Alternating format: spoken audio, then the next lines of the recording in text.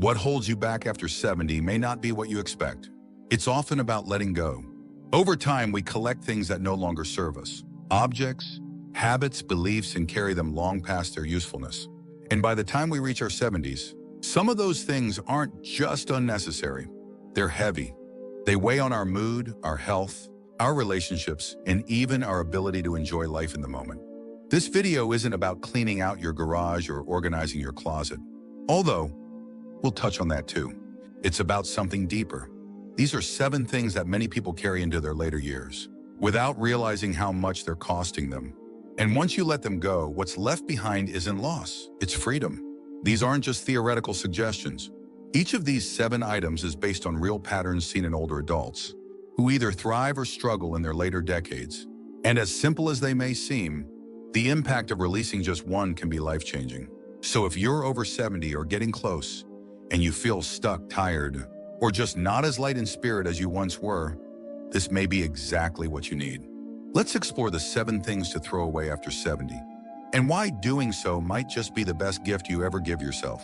Stay with me to the end, because the final item is something very few people talk about, but it's the one that brings the most peace when you finally let it go. Number 1, the guilt of saying no. There comes a time in life when your time, your energy, and your peace become your most valuable resources, and by the time you reach 70, protecting them should no longer be something you apologize for.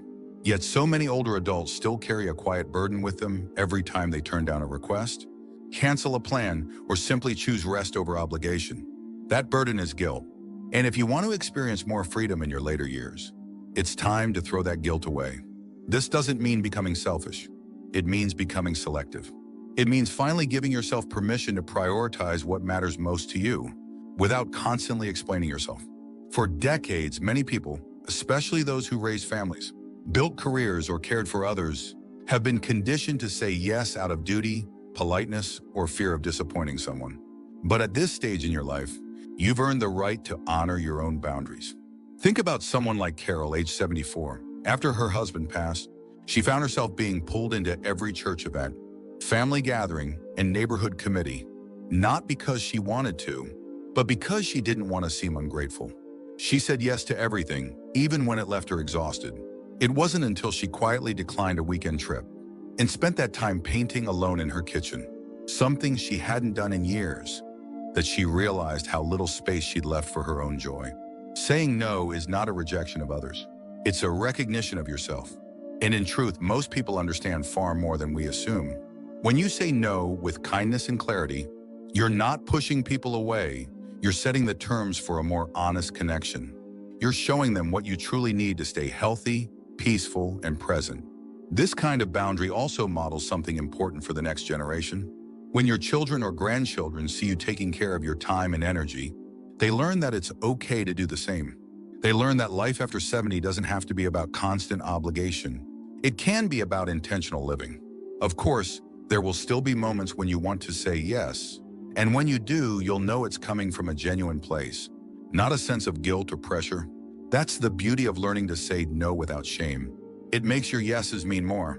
So if you've been carrying the guilt of saying no, it's time to put it down. Let it go. You've spent enough years meeting everyone else's needs. This chapter is about meeting your own and trusting that the people who care about you will understand. Number 2, outdated medical supplies and prescriptions. It's easy to overlook them. They sit quietly in bathroom drawers, kitchen cabinets, or hallway closets, old pill bottles, expired ointments, leftover antibiotics, half-used prescriptions from years ago. But as harmless as they may seem, keeping outdated medical supplies around after 70 can actually pose real risks. And clearing them out isn't just about tidying up. It's about protecting your health and giving yourself peace of mind. When medications expire, they don't always lose potency in predictable ways. Some become less effective, others can actually degrade and become harmful. And even if they're safe, taking the wrong dose or confusing one medication for another can cause serious side effects, especially if you're managing multiple conditions. At this stage in life, even a small mix-up can lead to big consequences. Let's take Bill, 81, who had a history of heart issues. One afternoon, he reached for what he thought was his blood pressure medication, but accidentally took an old prescription for pain management that had been left in the same container. It wasn't intentional. It was just a matter of packaging, labeling, and mental fatigue. He spent the next day in the emergency room, something that could have been avoided if the expired meds had been tossed years earlier. And it's not just prescriptions. Think about old thermometers that don't work properly, bandages that have lost their adhesive, creams that have long passed their shelf life, even supplements that you no longer take but still store out of habit. These items clutter your space and complicate your decisions. In a moment when you're not feeling well, you need clarity, not confusion. The fix is simple but powerful. Go through your cabinets. Look at expiration dates. If it's expired, throw it away safely, ideally at a pharmacy that accepts old medications.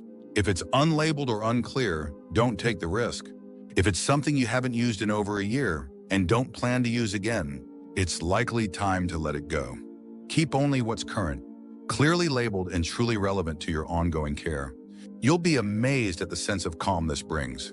Because when your body needs attention, the last thing you want is a shelf full of chaos. You want a clean, organized space where your medications and supplies reflect exactly where you are today, not where you were years ago. Doing this also gives your loved ones peace of mind.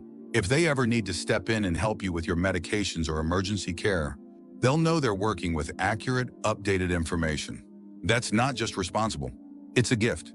If you're still watching this video and finding these insights valuable, please comment number 2 below to let me know you're here. And if you haven't subscribed yet, I recommend you subscribe and turn on the bell so you don't miss any videos. Your support helps us continue creating good content to inform and inspire you.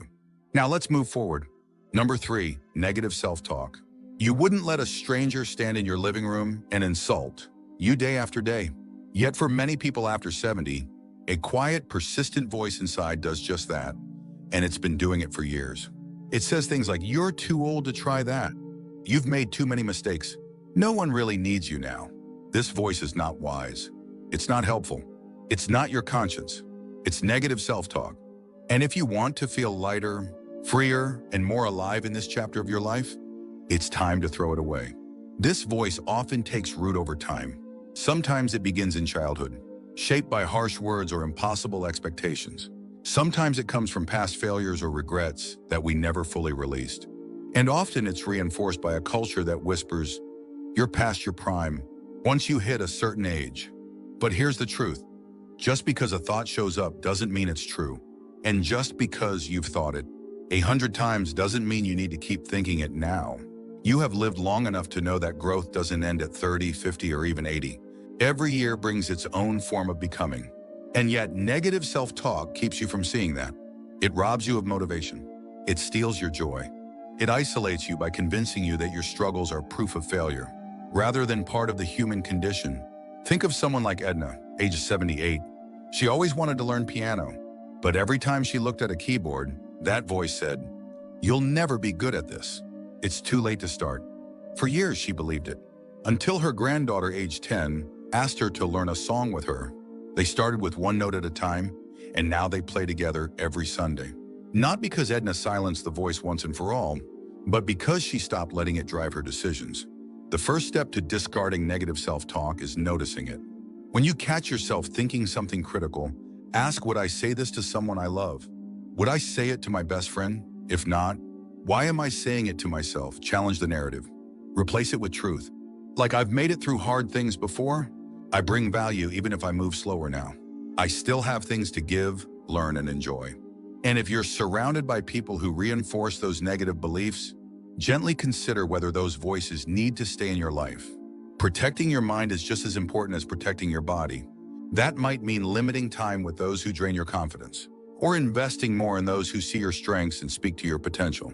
You've spent years becoming who you are, and every wrinkle, every scar, every story along the way has value. Your inner dialogue should reflect that. It should honor the strength, wisdom, and resilience that come from living a real life, not a perfect one. So the next time you hear that voice telling you you're too old, too slow, too late, talk back. Remind it that you're still here, still growing, still becoming, and that the best version of you isn't behind you. It's still unfolding, one choice at a time. Number 4, clutter that ties you to the past. There's nothing wrong with holding on to a few precious things. Your spouse's favorite book, a sweater that still carries a familiar scent, a photograph that says more than words ever could. These objects aren't clutter. They're memory keepers. But over time, it's easy to cross a line without realizing it. Closets fill with clothes that haven't been worn in 20 years. Cabinets overflow with holiday dishes never used. The basement becomes a museum of old electronics, furniture, or hobbies you gave up decades ago. And suddenly, you're not preserving your past, you're trapped in it. At first, you might not even notice the weight. It's just stuff. It's tucked away. But it takes up space, not just in your home, but in your mind. It makes it harder to move freely, think clearly, and breathe easily. Every drawer you open, every shelf you dust becomes a reminder not just of what once was, but of all the decisions you postpone. Should I keep this? What if I need it? What if someone else wants it someday? These questions become emotional quicksand, pulling you back again and again. Think of Leonard, age 80, who kept every tool he ever owned in a shed behind the house. Some were rusted. Others hadn't been touched since the 1990s. They reminded him of his working days, the garage he built with his brother, the pride of fixing things himself. Letting go felt like letting go of his identity. Until one day his grandson asked to help clean out the shed. They went through every drawer together. Leonard told stories, passed down a few favorite tools, and let the rest go. What remained wasn't just a cleaner space, but a sense of peace and a new kind of connection. Letting go of physical clutter doesn't mean erasing your history. It means curating it, choosing what truly reflects who you are and want to be, rather than holding on out of habit, fear, or obligation. And when you clear that space, something else shows up: energy, focus, even joy. Because you're no longer fighting through the noise of the past to find your way forward. Start small. Ask yourself, do I use this?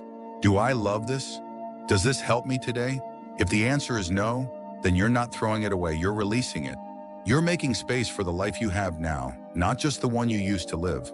And don't be afraid to ask for help.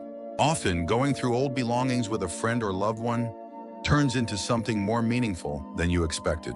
It becomes a moment of sharing, remembering, and honoring, without the burden of carrying it all alone. Let your space reflect your present, not just your past. Because every day you wake up is a chance to live more freely, more intentionally, and more lightly. And it starts with what you choose to keep and what you finally choose to let go. If you're still watching this video and finding these insights valuable, please comment number 4 below to let me know you're here. And if you haven't subscribed yet, I recommend you subscribe and turn on the bell so you don't miss any videos. Your support helps us continue creating good content to inform and inspire you. Now let's move forward. Number 5, the belief that new friendships aren't possible. Somewhere along the way, many people start to believe that friendship is something that only blossoms in youth. That after a certain age, it's just too hard to make new connections. The people you once knew have moved away, passed on, or drifted out of reach. Your routines have changed. Your circles have shrunk. And before long, the voice in your head begins to say, it's too late now. But that belief that new friendships aren't possible is one of the most damaging things to carry with you after 70, and it's time to throw it away. The truth is, loneliness isn't a natural part of aging, it's a signal. It's your spirit telling you that connection still matters. That your heart hasn't retired, even if your career has. That your need to laugh, to share stories, to be seen and heard, that hasn't disappeared with the passing years. It's still alive. And it's still possible to meet someone new who makes you feel understood. It might not look like it did in your 20s. You probably won't bond over dorm rooms or dance halls, but you might connect over gardening or books or grief. You might find a friend in the person who sits next to you at the community center, or the neighbor you've only waved to until now. You might meet someone through a class you take, a group you join, or a cause you care about. And it might take time, but every friendship that ever mattered started with one thing: a small moment of openness. Take Paul, 75, who moved to a new town after his wife passed. He didn't know anyone. For weeks, he barely left the house except for groceries. Then one day, he signed up for a weekly watercolor class at the library. Not because he loved painting, but because he needed to be around people again. That's where he met Judith, who'd also lost her spouse. They began to share rides, then coffee, then pieces of their stories. And slowly, the ache of loneliness started to soften. It's not always easy to put yourself out there again. Vulnerability can feel harder with age, not easier. You carry more memories, more losses, more self-doubt. But you also carry more wisdom, more patience, and more to offer than you realize. You have stories someone else is waiting to hear. You have a kindness someone else needs. You have humor, insight, and a presence that can make another person's life better just by showing up. Don't let the past convince you that connection is behind you. Don't let fear keep you from reaching out. Even if you've been hurt, even if you've been disappointed, there are people out there who will meet you right where you are. No performance required, no pretending necessary. Just your real, honest self. Throw away the belief that friendship is something you grow out of. Because the truth is, it's something you grow into. Deeper, slower, richer, with every year you live. And sometimes the most meaningful bonds are the ones you never expected, formed at a time when you thought your heart had already learned all it could. Number 6, expired goals that no longer serve your life. There's a quiet kind of pressure many people carry into their later years. A list of goals they never reached, dreams they never fulfilled, expectations they never lived up to. And even at 70 or 80, that pressure can linger. It sounds like, I was supposed to write that book. I should have gone back to school. I never did start that business. These thoughts sit in the corners of your mind, taking up space like unopened mail. But here's the truth, not every goal was meant to be permanent. Some were only meant to guide you for a season. And after 70, one of the most freeing things you can do is throw away the ones that no longer fit your life. This isn't about giving up. It's about letting go of the weight of outdated expectations, especially the ones that were never truly yours to begin with. Some goals were handed to you by others. Some were shaped by your circumstances at the time, and some were rooted in who you used to be, not who you've become. Holding on to them too tightly can make you feel like you're falling short, even when you're exactly where you need to be.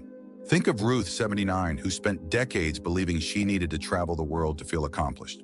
It was something she'd always said she would do when she retired. But life had other plans. Her health changed.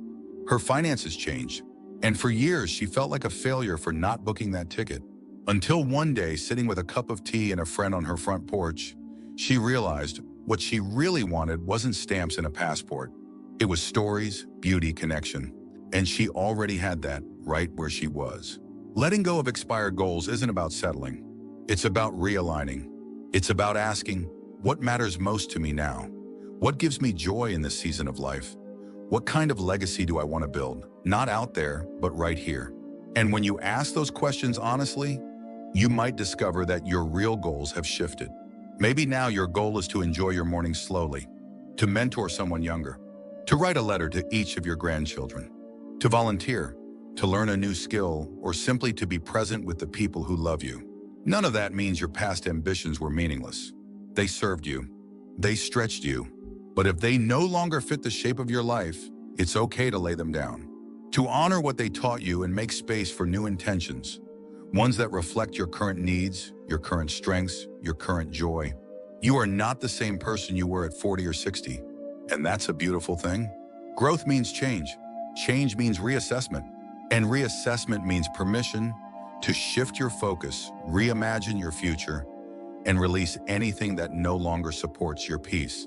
If you're still watching this video and finding these insights valuable, please comment number 6 below to let me know you're here. And if you haven't subscribed yet, I recommend you subscribe and turn on the bell so you don't miss any videos. Your support helps us continue creating good content to inform and inspire you. Now let's move forward. Number 7, the fear of death. Of all the things people carry into their 70s and beyond, this one might be the heaviest.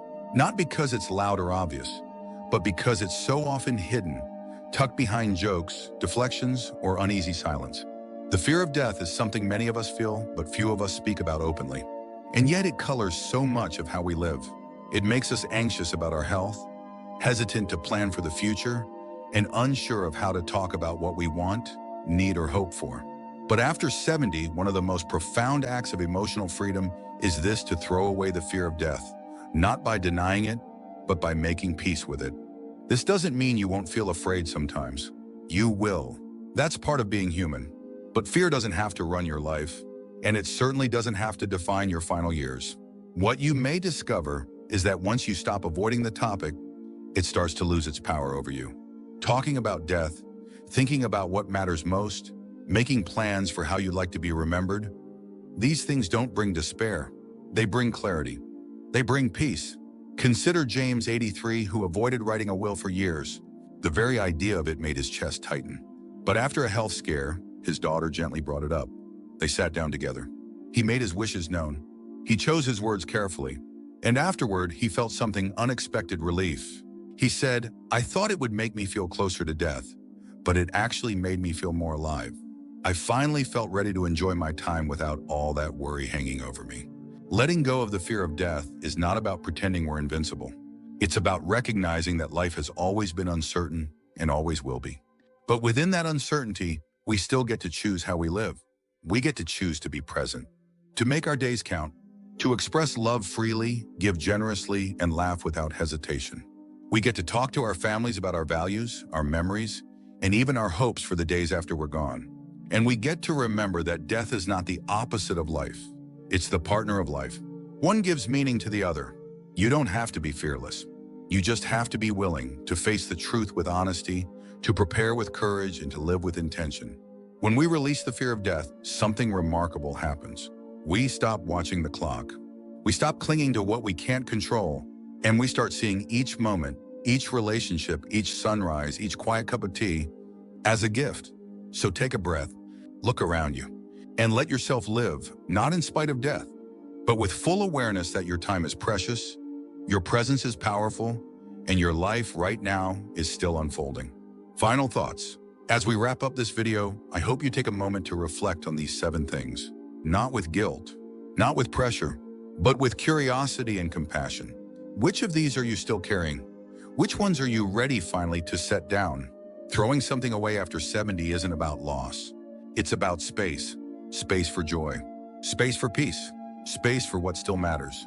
Whether it's guilt that's kept you saying yes when you wanted to say no, clutter that ties you to a past you've already lived, or quiet fears that whisper you're too old to begin again, each of these can be released. And with every release comes a little more lightness, a little more breathing room, and a little more freedom to live as you are now. You've earned that freedom, not by being perfect, not by checking every box, but by living through decades of love, change, pain, and growth. You've made it here, and that alone is enough. So as you move forward, I invite you to do so not with a heavy load, but with a lighter heart. Let go of what no longer serves you. Reclaim what brings you peace. And remember, it's never too late to feel free in your own life. Thank you for joining us today. We'd love to hear from you. Leave a comment below and share one thing you learned today and how you plan to use it in your life. Your thoughts are important to us, so don't hesitate to share them. Reading your comments gives us great motivation and encouragement. If you enjoyed this video and found it helpful, please like, subscribe, and share. Your support helps us continue creating good content to inform and inspire you. Thanks for watching, and we look forward to seeing you in the next video.